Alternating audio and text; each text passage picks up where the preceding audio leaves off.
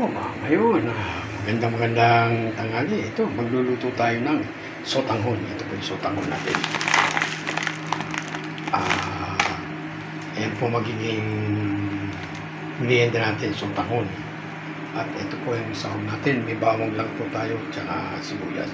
Simpleng luto lang po. At ito po yung ating buto-buto ng manok, yung backbone ng manok yan. Hiniwa ko lang ng mga maliliit para kasi pangit mo pag malalaki, ilalagay natin sa sotanghon. At may dalawang itlog tayo ilalagay. Ayan. Ayan po, sisimulan na po natin ating pag-isa. Lagay po tayo ng bawang. Ayan, bawang. Wala po kasi tayo tigawak ng camera kaya isang kamay lang ang gamit natin. Yan, nakita nyo to, yan. Tinry ko lang isang bawang, okay na.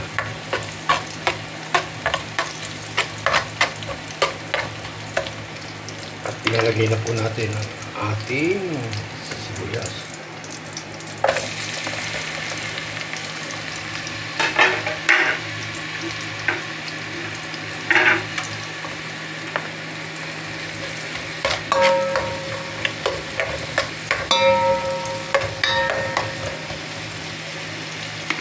Luluto naman muna natin sa sotanghon hanggang mga 3 piraso lang.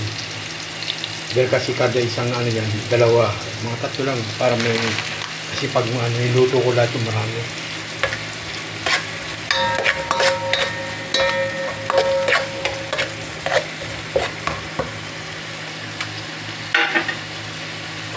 At ilalagay na po natin ang ating manok.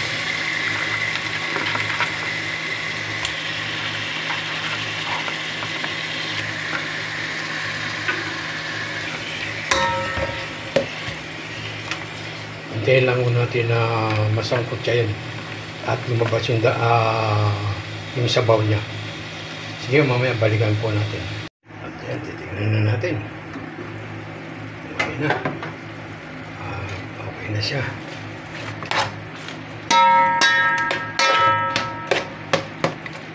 Yan, nagkaroon na siya ng sabaw-sabaw dahil sa sariling po ng manok yan. Pero lalagyan na po natin siya ng ating sabaw. Tubig. Tutubigan na po natin. Ayan po.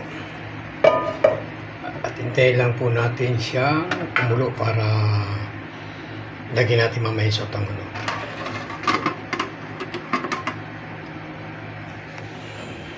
Ito, tinunaw natin.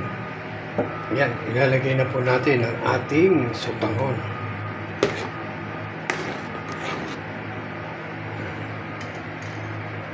Nalagyan na po natin ang ating sotanghon.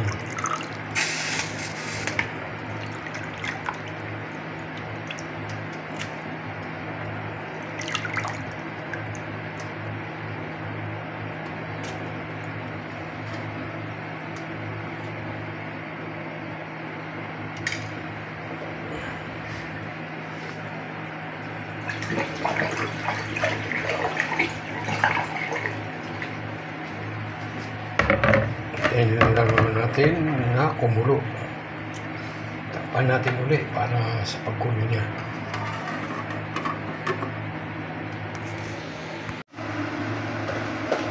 Ayan, kumukulo na po siya. Lalagyan po natin ating itlog.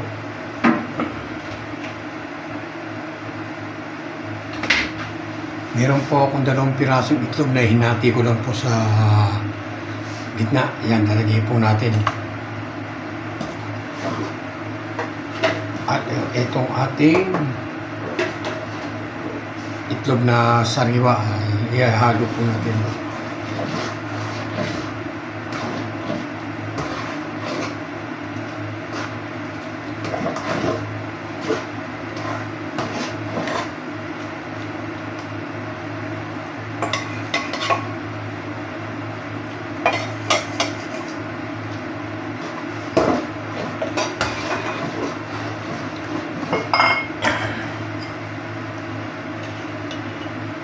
Timplahan po natin ang ating patis. Ito po yung patis natin.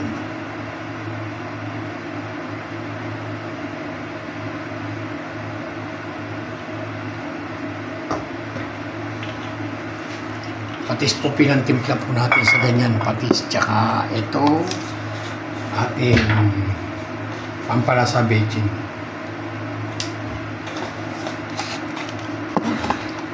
Halo-haloin lang muna natin.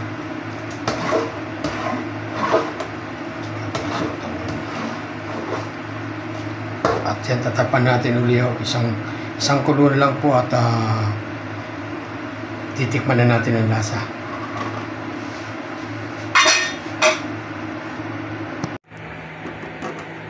Ayan, ako na. Tikman na natin kung anong lasa.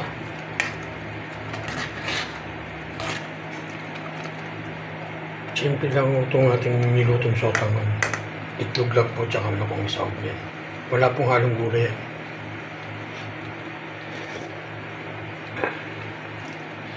O yan, ayos na po ang ating nilutong sotangon.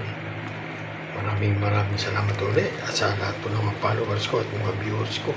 At sa mga silent viewers, maraming salamat po. Hanggang dito na lang po ang aking video. Bye-bye!